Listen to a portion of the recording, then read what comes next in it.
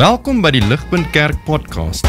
As Ligpunt Gemeente is dit ons begeerte om God te verheerlik deur disippels te wees wat disippels maak en 'n kerk te wees wat kerke plant. Geniet hierdie week se preek.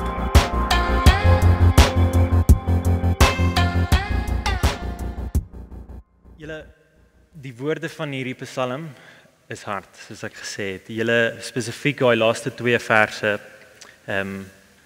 sukkel mens noodwendig om te weet wat maak ek met hierdie, maar wat ons weet is dit is rou en dit is eerlik. En so ek wil vanaand op dieselfde manier begin.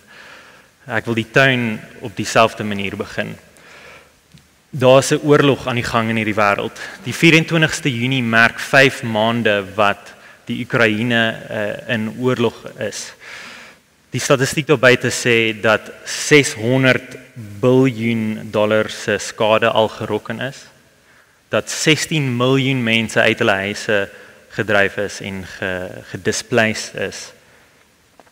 En daar is 46,000 mense al dood.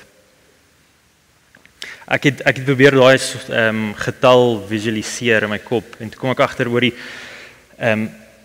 dit is in hierdie laaste 5 maande is dit amper 306 mense per dag wat doodgemaak word. Op 'n Sondag bymekaar is daar omtrent 300 mense wat in Ligpunt se deure inkom. Dit is vir my skokkend dat dit vir die laaste 5 maande is daar elke liewe dag 306 mense dood in die oorlog. As mense dit sien, dan raak mense kwaad. Ek raak kwaad, ek raak baie hartseer. Daar is dinge in hierdie lewe wat mense wil laat huil. Maar dis nie net dinge daar buite nie, dit is ook dinge naby ons, wanneer ons onreg aangedoen word. Wanneer een van ons geliefdes seer gemaak word, of as ons uitgebuit word vir dit wat ons glo. Dit maak my hartseer en dit maak my kwaad, en ek dink ek's nie die enigste een wat so voel nie. En so die vraag wat ek graag wil hê ons moet vanaand na saam kyk is, wat doen mens met hierdie emosie van hartseer en kwaad wees? Wat doen mens? En hoe reconcile mens dit met ons geloof? Hoe bring ons dit deur na ons gebed toe? Dis wat ek glo Psalm 137 vanaand wil ons help oordink. En so dis hoekom dit so belangrik is dat julle asseblief daai blaadjies of julle Bybels by julle het. Ons is besig met die reeks getiteld Gebede van die Hart, waar ons kyk na die Psalms spesifiek en om te kyk hoe die Psalms ons kan help in ons gebed, ons gesprek met God. Vanaand sluit ons af met die finale Psalm, Psalm 137. Wat maak mens met kwaad wees as gevolg van groot pyn en seer? Wat maak mens as kwaad wees as gevolg van sonde? Julle het opgelet hoe skokkend hierdie Psalm eindig. Dis nie normaal van hoe ons in die samelewing praat nie. Dit is baie eksplisiet en dit val nogals hard op die ore, doen dit nie. Maar ek wil hê ons moet eerder as om dit te ignoreer, eerder as om daai Psalm uit ons Bybels uit te skeer, wil ek eerder hê ons moet sê, hoorie, kom ek worstel met hierdie, kom ek verstaan, kom ek staan bietjie stil en kyk wat hierdie Psalm beteken. Hierdie psalmskrywer is besig om rou eerlik te wees. Ek wil graag vir ons 'n quote lees van Eugene Peterson. Hy sê, "There is pseudo prayer that promises its practitioners entrance into the subliminal harmonies of the way things are, put them in tune with the general hum of the universe. This so-called prayer reduces tension, it lowers stress, it extends longevity. The people who get good at it are calm, their voices are soothing, and their actions are poised. They meditate beautiful thoughts and they sleep well, and they cultivate the way of peace." Julle, want dit is nie presies wat die psalmskrywer doen in ons teksgedeelte nie. En so Peterson gaan aan en hy sê, listen, psalm prayer also enters into the way things are, but it finds that the way things are is pretty bad. Ek dink dit is 'n behulpsame manier om na vandag se teks te kyk. Die Psalm is eerlik dat ons in 'n gebroke wêreld lewe en ons kan nie dit ontsnap nie. So eerder gee die psalmskrywer vir ons woorde om in hierdie situasie met God te kan praat. En so ek wil hê ons moet na hierdie Psalm kyk in konteks. Konteks van die hele Bybel, en ons begin deur om te kyk na waar die psalmskrywer hom of haarself bevind. Hierdie Psalm is een van die min psalms daar buite wat ons mooi weet presies waar en wanneer dit geskryf is. Dit is geskryf wanneer Israel in ballingskap sit, in slawerny weggevoer is. Die tempel in Sion is afgebreek en afgebrand en die hele Jerusalem is verwoes in 597 voor Christus. Wat gebeur het was 'n groter nasie, Babylon, het na hierdie kleiner nasie Israel toe gekom en hulle oorgeneem. Dit gebeur selfs nou. En hulle het na die gemeenskap toe gekom, oorlog gevoer en hierdie gemeenskap weggevoer. Hulle het dit nie gedoen sonder geweld nie. Die Babyloniese ryk was een van die mees brutal lande daar buite gewees, soos wat dit gekom het by oorlogsvoering. Hulle het baie mense doodgemaak. Hulle het vrouens en kinders verkragt. Hulle het mense doodgemaak voor hulle gesinne. En ja, selfs, hulle het kinders gevat by hulle ouers en het hulle teen die klip doodgeslaan. Daar's baie bewyse dat dit presies gebeur het in die antieke wêreld. Dit was 'n common experience. En dis wat met Israel gebeur het. Hierdie is wat met Israel gebeur het en dit is die psalmskrywer soos wat hy sit daar in Babylon, soos wat hy in ballingskap sit. So kan ek vra, sit jouself in hierdie psalmskrywer se skoene as jy kan. En kom ons hoor hoe hy met hierdie rou eerlike woorde na God toe kom. Met sy kwaad wat hy beleef het daar in ballingskap. Daar's 3 dinge. 3 dinge waardeur die Psalm beweeg, soos wat hy reflekteer op sy pyn en kwaad. Die eerste een is erkenning. Dit is in vers 1 tot 4. Die psalmskrywer is hartseer en hy is kwaad oor die trauma wat hy beleef het. En die eerste ding wat hy doen is, hulle erken dit. Hulle erken die hartseer en kwaad oor sonde wat teen hulle aangedoen is. Kyk saam met my vers 1. By the waters of Babylon, there we sat down and wept when we remembered Zion. Die Israeliete treur. Hulle treur soos wat hulle daar sit en soos wat hulle terugdink aan Sion, die stad van Dawid, die stad waar God met sy mense Israel gewoon het. En nou is dit totaal en al verwoes. Hulle is by waters, 'n oorvloedige lewensbron, maar hulle juig nie, hulle treur. Hulle huil soos wat hulle dink aan wat hulle verloor het, en soos wat hulle dink aan hulle eie sonde. Kyk, want dit was hulle eie sonde wat hulle in ballingskap laat ingaan het. Dit is nie in die eerste plek Babylon wat so 'n sterk nasie was dat hulle nou in ballingskap sit nie. In die eerste plek is dit hulle eie sonde gewees wat hulle teen God gepleeg het. En dit is hoekom hulle daar sit. Hulle sonde, Judas se sonde teen God en teenoor mekaar is wat oordeel veroorsaak het. God het hulle keer op keer uitgenooi en gesê, draai terug na my toe. Ek waarsku julle, draai terug, daar kom oordeel as julle nie na my toe kom nie. Maar hulle het geweier. En so daar langs die rivierbanke sit hulle met die nagevolge van hulle eie sonde. Maar meer as dit, dis nie net hulle eie sonde waar hulle treur nie.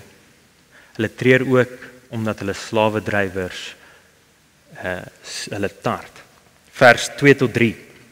On the willows, there we hung up our lyres, for there our captors required of us songs and our tormentors mirth, saying, sing us one of the songs of Zion. Hulle word gemok en bespot deur die Babiloniërs. Die captor sê, hoor jy wat onder ons staan, entertain ons asseblief, speel vir ons 'n liedjie. Maar oor die moenie net enige liedjie speel nie. Kan jy asseblief 'n Sions liedjie vir ons speel? Jy weet daai Sions liedjies wat gaan oor jou God wat so groot is. Daai Sions liedjies wat gaan oor jou God wat oor ons gode regeer. Sing ons een van daai liedjies, soos wat julle hier in ballingskap sit. Julle kan dink dat dit die psalmskrywer kwaad maak. Hy raak kwaad. En so hy antwoord hulle. Hy antwoord hulle vers 4. How shall we sing the Lord's song in a foreign land? Die psalmskrywer sê, ek gaan nie dit doen nie. Ek gaan nie die Here, Yahweh se lied vir julle sing tot julle bespotting nie. Ek gaan nie ingee en gebreek word deur julle woorde van bespotting nie. Ek gaan nie my God verkleineer nie. Hoe kan ek dit doen? Ek is nie hier in Babylon om julle te entertain nie. Ek is hier as gevolg van my eie sonde. Ek is hier omdat ek gesondig het teen die enigste lewende God. En ek treur oor die wreedheid met wat julle Babiloniërs teen ons gemaak het en dat julle verlustig in ons leed. Ek gaan nie sing nie. Hoe kan ek sing? Julle, ek wil vir 'n oomblik staan hier en dit deurtrek na ons toe.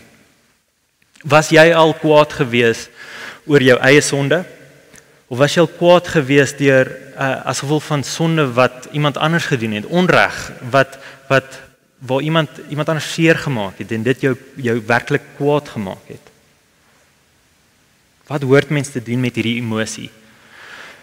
Die psalmskrywer aan die begin sê hoorie, erken dit. Erken dat jy kwaad is. Treur oor sonde en ongeregtigheid. Daar is situasies waar ons mag kwaad wees. Nie net mag kwaad wees nie, hoort kwaad te wees. Dit sal verkeerd wees as ons nie kwaad is nie. Daar is werklik dinge in hierdie lewe wat verkeerd is, wat nie volgens God se wil gebeur nie. Hierdie is dinge wat God kwaad maak. Hy geniet dit nie wanneer hy sien mense word onderdruk nie, wanneer hy sien mense word uitgebuit nie. Dit breek sy hart.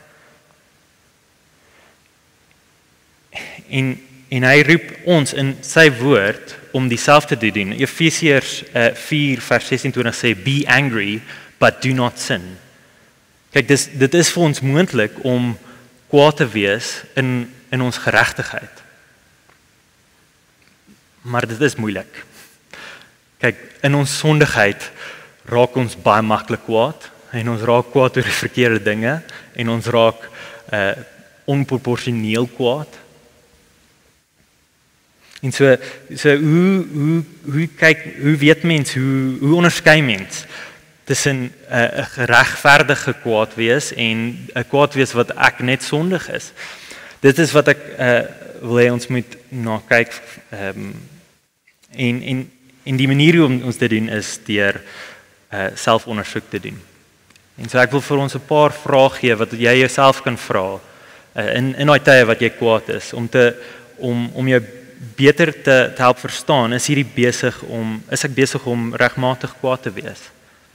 Die eerste een is, hierdie ding waar ek kwaad is ek kwaad as gevolg van actual sonde? Is ek kwaad soos ek sien iemand het verkeerd gedoen, werklik verkeerd gedoen? Of is dit ek wat op 'n ongeregmaakte net kwaad is vir iemand wat net sy lewe lewe? Dis die eerste vraag. Die tweede ding is, gaan hierdie kwaad oor God en sy mense en onreg wat teenoor hulle gedoen is? Of is dit totaal en al gefokus net op myself? Is ek besig om heeltemal selfsugtig te wees in my kwaad wees? Die derde vraag is my kwaad wees proporsioneel tot die sonde? Is ek besig om te oorreageer? Of aan die ander kant van die muntstuk, is ek besig om nie kwaad genoeg te wees nie? Kyk, want ek dink baie keer vir my is die tweede, die plek waar ek in die lokval trap. Ek raak soms nie kwaad genoeg nie. As ek die armoede in ons land sien, as ek ons broers en susters sien wat arm is my hart nie altyd gebreek deur hulle situasie om kwaad te raak vir waar hulle is nie. En die onreg van wat hulle in daai situasie ingebring het. Ek is soms nie kwaad genoeg soos ek in my eie hart se sonde en die sonde van my gesin, my familie, wat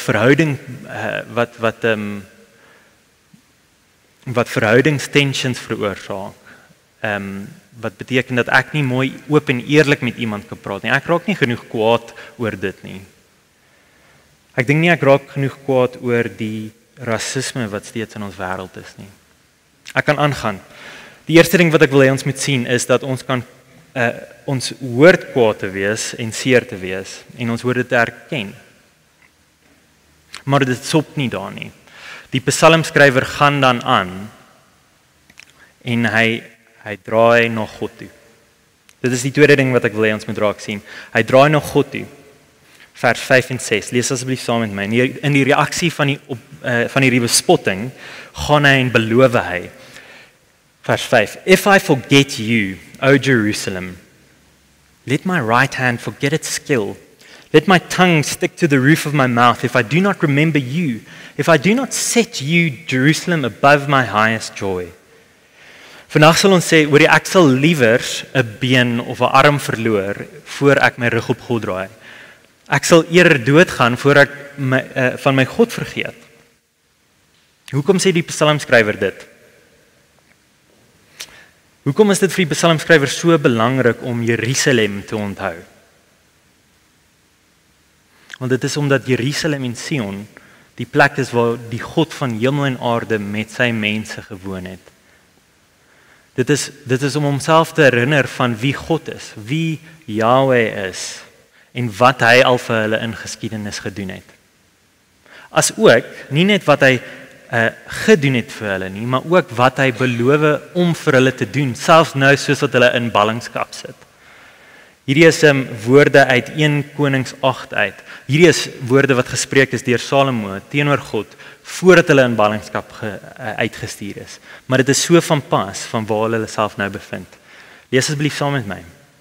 Salomo bid tot God. Hy sê, "When they sin against you, for there is no one who does not sin, and you become angry with them, and give them over to their enemies who take them captive to their own lands, far away or near." Dit is wat gebeur het met hulle in ballingskap.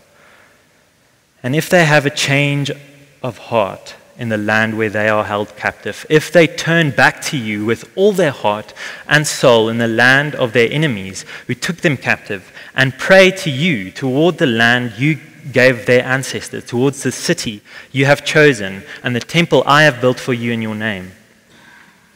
Then from heaven, your dwelling place, hear their prayer and plea, and uphold their cause, and forgive your people who have sinned against you. Forgive all the offenses they have committed against you, and cause their captors to show them mercy. For they are your people and your inheritance, whom you brought out of Egypt, out of that iron-smelting furnace." Hierdie is die oortuiging van wie God is.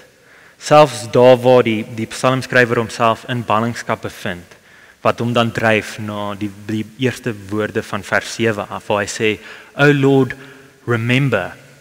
Kyk, hy daar die eerste keer in die psalm praat hy direk met God. Hy bid tot God. Hy draai na God toe.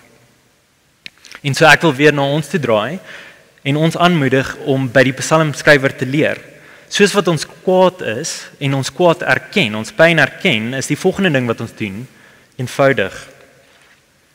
Ons draai na God toe. Draai na hom toe in gebed.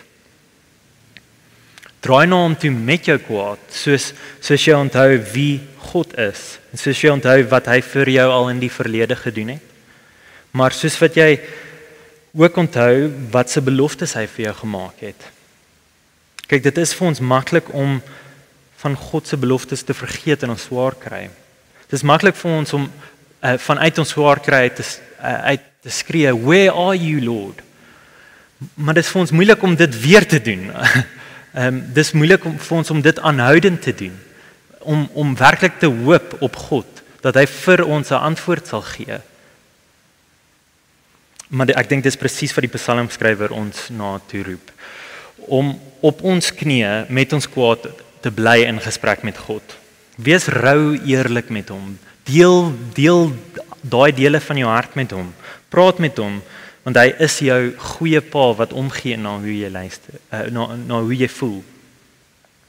Hy gee om oor die ongeregtigheid wat in hierdie wêreld gebeur. Die psalmskrywer weet dit. Die psalmskrywer weet God gee om oor geregtigheid en dit is hoekom hy na die laaste 3 verse van ons psalm toe beweeg. Eerstens het ons gesien die psalmskrywer is eerlik oor sy hartseer, sy kwaad wees.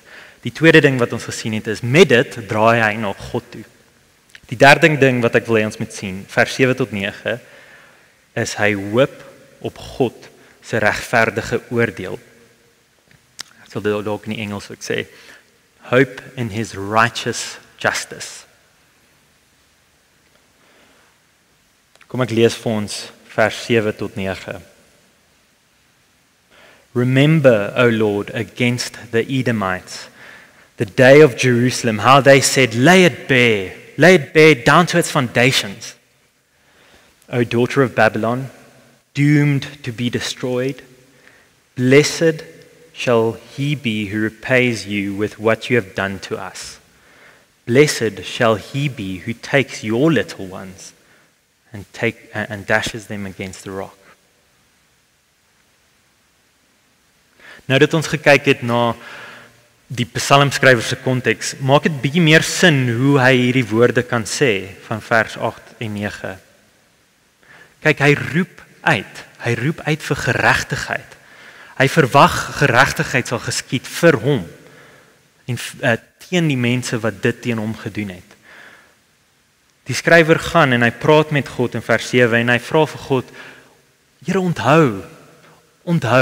onthou die Edomiete, toe Babylon gekom het en hulle ons kom verwoes het, hulle op die sidelines gesê en hulle aangecheer. Hulle het gesê, bring it down to its foundations. Here, onthou dit. Het jy dit raak gesien? Die psalmskrywer se kinders, of sy geliefde se kinders, was deur die Babiloniërs gevat en hulle koppe is oopgekap teen die klip. Waar is die geregtigheid? Vra hy. Hy verwag dat die straf teenoor hulle soortgelyk hoort te wees as wat hulle teenoor hom gedoen het. Dis nie uitspattige woorde nie. Hy's nie besig om kreatief en malicious te wees nie. Sien, net soos Israel verwoes was as gevolg van hulle oortreding en hulle godlessness teenoor God, verwag die psalmskrywer dat dit presies dieselfde hoort te gebeur met Babylon. Babylon wat goddeloos is en hierdie onsaglike wrede dinge gedoen het teenoor Israel. Kyk, hy sê nie, hierdie is 'n belangrike punt, hy sê nie, Here, asseblief tog kan ek net 'n manier kry om hulle self dood te maak. Kan u asseblief net vir my 'n swaard gee dat ek asseblief vengeance kan neem? Gee asseblief vir my die geleentheid om my vyande dood te slaan. Dit is nie wat hy sê nie. Hierdie woorde is gerig teenoor God en wat hy doen is hy los justice in die hande van God. Vers 7 sê hy, remember, onthou. Hy's nie voorskrifklik teenoor God nie. Hy vra net vir God, ek weet jy is regverdig. Ek weet jy is die just judge. Ek weet jy sal 'n regverdige uitspraak lewer. Doen dit asseblief. Hier is woorde van Tony Merida oor hierdie woorde van spesifiek van vers 8 en 9. This is strong language, striking language, startling language that even challenges our modern sensibilities. Was this in part to prevent future retaliation? Was it some type of judgment that God would bring that matched what Babylon had done to Jerusalem? Those of us who have never experienced such pogroms, wat massacre is, and holocausts, should not be too quick to judge the depth of feeling here. Like the writer of Psalm 137, we will commit the whole matter to God. This is not personal vengeance. This is a national prayer to God to punish the heartless and ruthless enemies of God's people. Vengeance belongs to the Lord, and He will repay. Julle, ek wil graag hê ons moet dan in die laaste gedeelte van ons tyd saam dink oor hoe om hierdie gebed van Psalm 137 te reconcile met gebede wat Jesus beveel het om ons om te bid, soos Matteus 5 vers 44 wat sê, I say to you, love your enemies and pray for those who persecute you. Wat doen ons daarmee? Wat hiermee te maak? Ek wil hê ons moet kyk hoe Jesus daai vraag antwoord. Kyk asseblief saam met my een scene waar Jesus dit doen. Lukas 19 vers 41 tot 44. Hierdie is die laaste week van Jesus se lewe, soos wat hy in Jerusalem instap.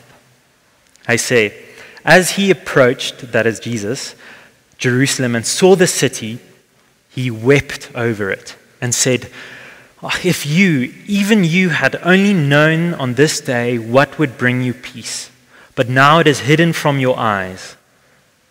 The days will come upon you when your enemies will build an embankment against you and encircle you and hem you in on every side. They will dash you to the ground, you and your children within your walls. They will not leave one stone on one another, because you did not recognize the time of God's coming to you. Julle, wat hier gebeur, Jesus as God sien dat Jerusalem in 70 AD deur die Romeinse koning Nero totaal en al verwoes gaan word. Sien julle die woorde van vers 44 daar, hoe soortgelyk dit is aan ons Psalm se laaste vers. Dit gaan oor oordeel. Oordeel omdat Jerusalem nie na God toe gedraai het nie. Oordeel omdat hulle nie Jesus erken het nie. Hulle hom nie ervaar het as hulle God en koning nie. En die mense met wie Jesus praat hierso, is die mense wie hom 'n paar dae later kruis toe gaan stuur. Hierdie is die mense wat hom gaan doodmaak. Maar sien asseblief raak hoe Jesus se optrede is teenoor hulle. Sien jy dat hy nie sê oor die kry vir julle. Ek weet wat julle oor 7 dae met my gaan doen, maar wag net. Wag vir Nero. Sien julle dat dit nie is wat hy doen nie. Hy sê nie, hy huil vir hulle. Hy weep.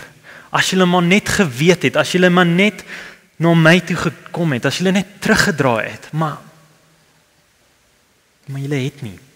As julle net my koningskap wil aanvaar, maar julle gaan nie. If only you knew. Julle, hierdie is Jesus se hart vir sy vyande.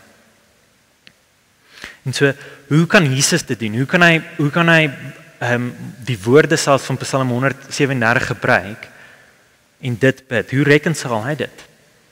Julle, dit gaan oor justice, regverdigheid. Wat van die geweld en die wickedness in hierdie wêreld? Iemand hoort te betaal vir hierdie ongeregtigheid. Die psalmskrywer sê, wat van my kinders? My kinders is doodgeslaan. Hoe is dit geregtig? Hulle Babylon hoort te betaal. Julle, God se antwoord is dit. Hy sê, ek het my kind gegee. My kind is doodgeslaan teen die klip om te betaal vir daardie ongeregtigheid. Ek het my kind gegee Hy is met klip deurboor.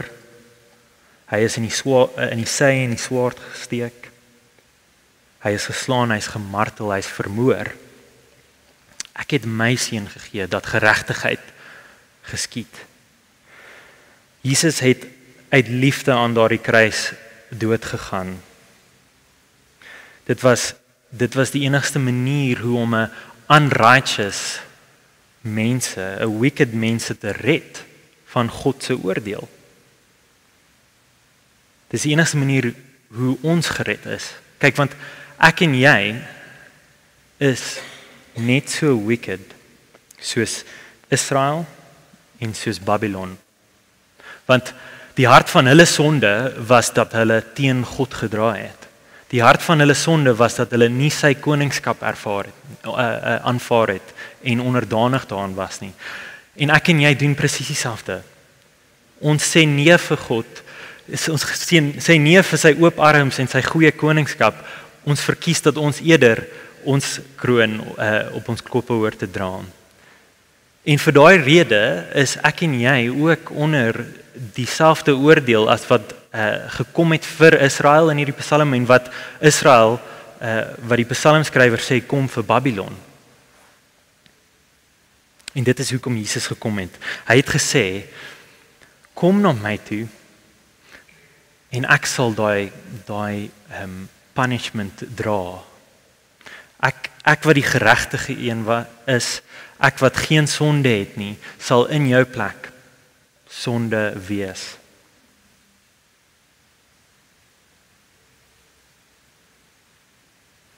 Jesus het die oordeel gevat in ons plek en hy het dit uit liefde uitgedoen. Hy nooi ons uit.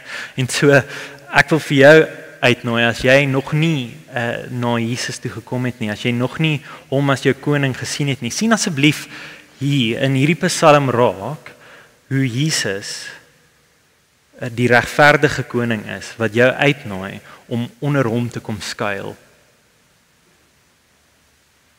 En dan sien raak hoe hy in genade uitreik na jou toe. Hy het aan daardie kruis gesterf sodat vers 8 en 9 nie op ons land nie. Dit beteken nie dat ons nou dat Jesus vir ons gesterf het, nie vir regverdigheid kan uitroep nie. Dit beteken nie dat al die sondigheid in die wêreld net weggevee is nie. Ons hoort steeds uit te roep vir justice, maar ons doen dit op die manier wat die psalmskrywer dit doen. Ons commit the whole depth daarvan oor aan God, insluitende vengeance. Ons vra dit, ons praat eerlik met hom en ons los dit by hom. En die volgende ding wat ons doen is ons hoort gretig te wees om daai genade wat Jesus vir ons gewys het uit te deel vir ander. Kyk, want Jesus het 'n onmeetbare bron van genade vir elkeen van ons. Dit kan nie opgebruik word nie. En so ons word uitgenooi om dit wat Jesus vir ons gedoen het te wys aan ons vyande, mense te vergewe. Want Jesus se hart teenoor daai mense is ook, kom na my toe, laat my kruisdood jou van oordeel spaar. Laat my kruisdood daai oordeel totaal en al absorbeer.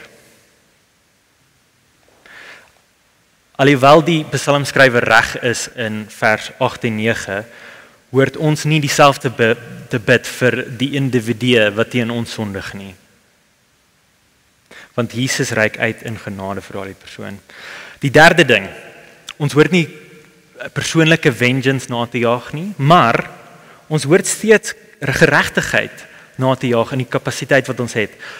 Kyk saam na David Powlison, hy is 'n counselor. Hierdie is hoe hy ons help dink deur ons kwaad. Godly anger constructively engages with what is wrong in a way that is patient, merciful, forgiving, and honest in tackling what needs tackling. Die laaste ding wat ek wil noem is, kyk uit in hoop wanneer ons Here Jesus Christus terug gaan kom. Daardie dag wat hy terug gaan kom en finaal ten volle geregtigheid inbring vir hierdie wêreld. Daardie dag waar ons nie meer onder wickedness seer gemaak gaan word nie. Daardie dag wat hy as koning gaan regeer. Daardie dag is die dag wanneer die wat voor God staan en hulle rug op Jesus gedraai het, God se regmatige oordeel gaan ervaar. Maar die wat na Jesus toe gekom het, gaan God na ons kyk, soos wat hy reeds doen in liefde. En God, Jesus se kruisdood wat ons bekleë in Jesus se geregtigheid. Hy het vir ons die prys betaal. Hierdie Psalm wys vir ons dat in ons kwaad hoort ons dit te erken, na God toe te draai en te hoop op sy geregtigheid, wat spesifiek gesien word in Jesus Christus se kruisdood en sy wederkoms. Kom ek bid vir ons.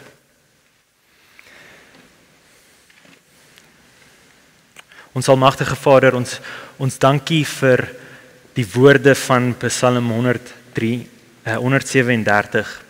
Here, dat U vir ons woorde gegee het in daai donkerste van donker, daai seerste van seer, dat U vir ons woorde gegee het om na U toe te bid.